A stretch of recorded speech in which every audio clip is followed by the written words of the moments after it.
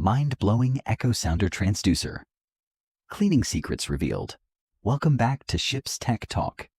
If you're passionate about maritime technology, ship equipment, and life at sea, then you're in the right place. Today, we're diving deep into an important topic: the cleaning of the transducer of the echo sounder on ships.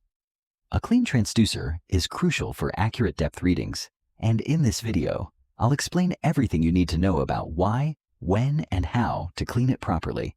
Stick around till the end to ensure you never get faulty depth readings again. What is an echo sounder and why is it important?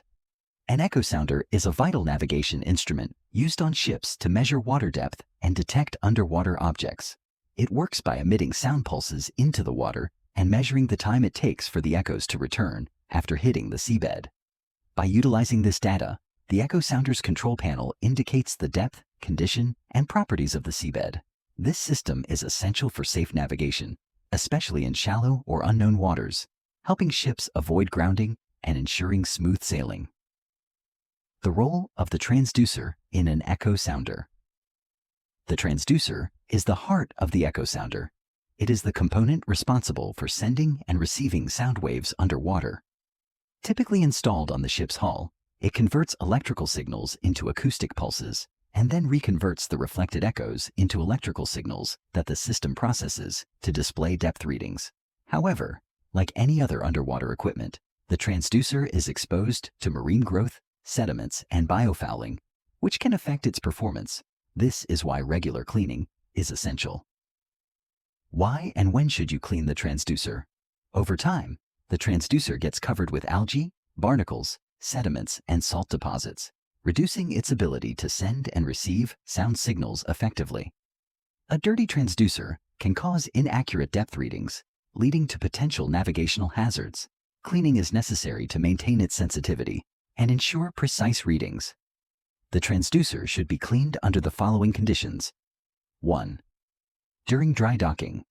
When the ship is in dry dock, it's the perfect time for a thorough cleaning and inspection.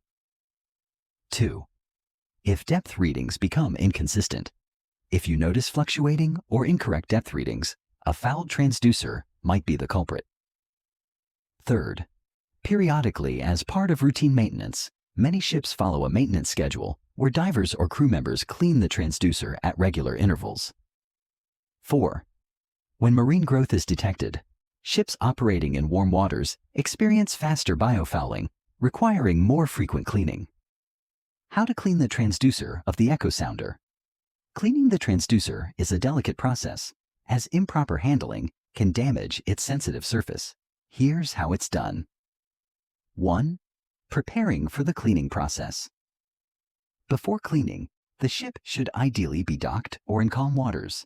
If the transducer is in a sea chest, the valve should be closed before removing it. If it's hull-mounted, as shown in the video, cleaning must be done by divers using proper underwater maintenance techniques. In the video, technicians perform cleaning the transducer while the ship is in dry dock for repairs. 2. Removing surface contaminants. The first step is to remove any loose dirt, algae, or marine growth. A soft cloth or sponge should be used to wipe away surface debris. For heavier fouling, a plastic scraper or soft bristled brush can be used. Never use metal tools, as they can scratch the transducer's face and affect its performance. 3. Using mild cleaning solutions. A mixture of mild soap and fresh water is ideal for cleaning the transducer. Some manufacturers recommend using isopropyl alcohol for better cleaning, but aggressive chemicals should be avoided as they can degrade the transducer's protective coating. 4. Scrubbing gently. The transducer face should be scrubbed gently to avoid damaging the piezoelectric elements inside. If there are barnacles or hard deposits, applying a damp cloth soaked in vinegar can help loosen them before removal. 5. Cleaning the seawater cooling groove of the transducer. Some transducers are equipped with a seawater cooling groove, designed to prevent overheating and maintain stable performance. Over time, these grooves can become clogged with sediments, marine growth, and salt deposits. To clean the cooling groove, apply the previously mentioned tips and tricks to prevent damage to the transducer and enhance the transducer's performance and lifespan. 6. Inspecting for damage. After cleaning, it's essential to check the transducer for any cracks, chips, or surface irregularities. Even small damages can affect its performance, and if detected, repairs or replacements may be needed. 7. Final testing. Once cleaned and installed, the echo sounder should be tested to ensure it is providing accurate depth readings.